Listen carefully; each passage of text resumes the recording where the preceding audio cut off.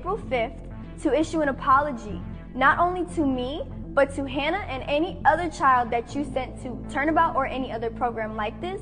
And if you don't, I'm gonna handle things my way.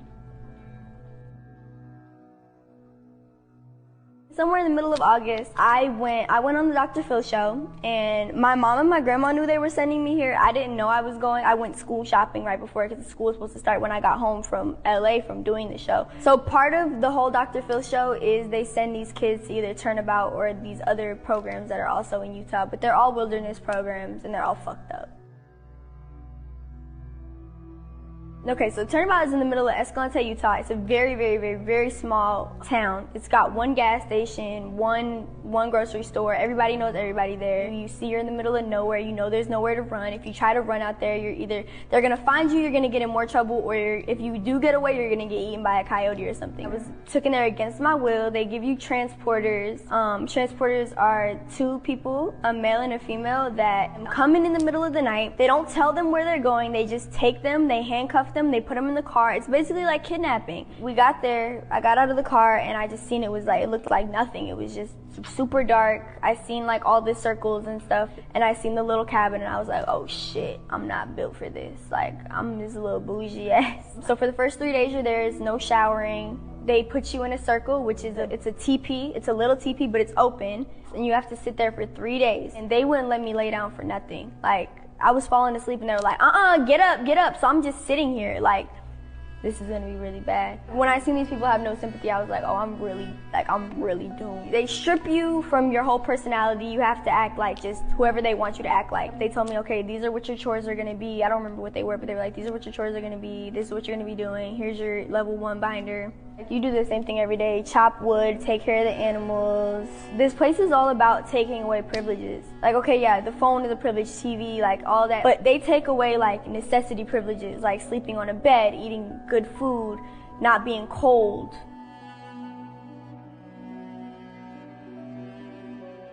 I remember the first time I got in trouble. Now, this is my first time being here. Like, I don't really, like, yeah, y'all explain to me the rules, but I'm 13. Like, I don't really know, like, exactly what I'm supposed to be doing. There's been times where I reported another student acting inappropriate or just anything like that. Didn't even have to do with me, and I would get in trouble for just witnessing it. If you reported another kid, like, getting bullied by, like, their peers or something, they would just say, well, maybe that's what they need, or like something like that.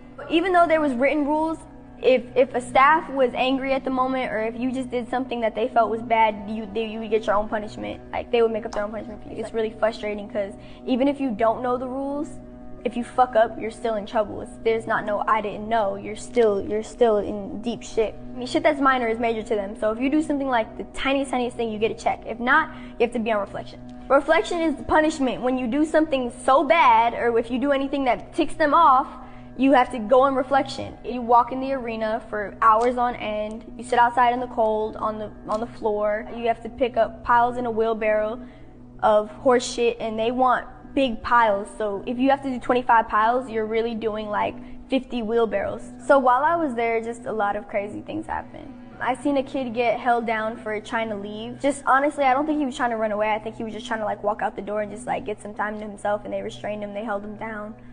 They had no problem holding kids down. It's just our word against the staff's word when you're there, because there's no witnesses, there's no cameras, you don't have a phone, there's none of that. That's why I was always so scared to speak out, because it's like no one's gonna believe me. A lot of things that like happened to me there, it hurt me so bad because I was genuinely like confused. I'm writing letters to my mom like, Mom, I will do anything. Like, you don't understand what this place is like. Like, you can't do this to me. Like, I will do anything. I will do therapy every day. Like, I will go through an outpatient program, all that. Like, just please let me come home. The staff when I got there was this dude Jimmy and this dude Ted. These are the night staff. 2 of the night staffs around me. They were really, really sweet.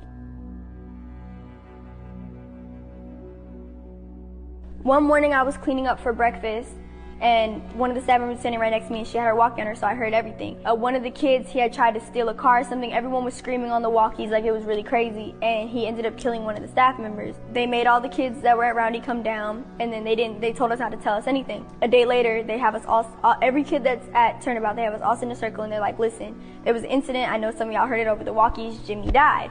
And so we're all freaking out because Jimmy was, like I said, he was one of them that was there the first day I got there. He was really sweet. Not only did Jimmy die, but one of the other staff members that was there at the time, Alicia, who was the daughter of the nurse.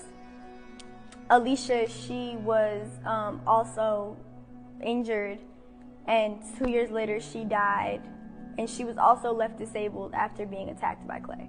So the mother of the kid Clay who killed the staff, she was married to the brother of the president of the program, which I also believe is a conflict of interest. I don't know why they would do that. So it was really sad. Like, they wouldn't tell us what happened and all that. And any of the kids that were there, like, they couldn't talk about it, but they were, like, really traumatized by it. Even the ones that weren't there were traumatized by it. Like, I heard it over the walkie. Like, that's scary. Like, so you got kids here that are killing people. And like I said earlier, like, my mom had always threatened me as, like, oh, I'm sending you away, but she never did it. This was the first time she really did it. Like, I never thought my mom would do this. What parents need to understand is if your child is acting out because of trauma, like sexual abuse, or maybe like the kid's parents got divorced, or just anything like that, you don't send your kid to a program like this. You need to send your kid to a program where they're not being punished, and it's not about, everything's not about you're in trouble, and it's just really fucked up. You're just using children to keep your ranch going, and you're not even feeding them or letting them sleep in decent condition. Just doing things that no one would ever want done to their child, and not even like, and doing it to kids who are so helpless.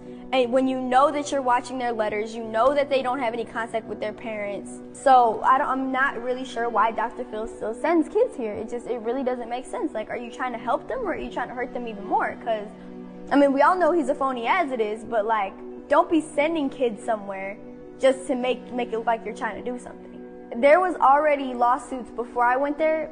There's now many more after, but there was one as far back as 2012. Now, this place has been going since the 90s, I think.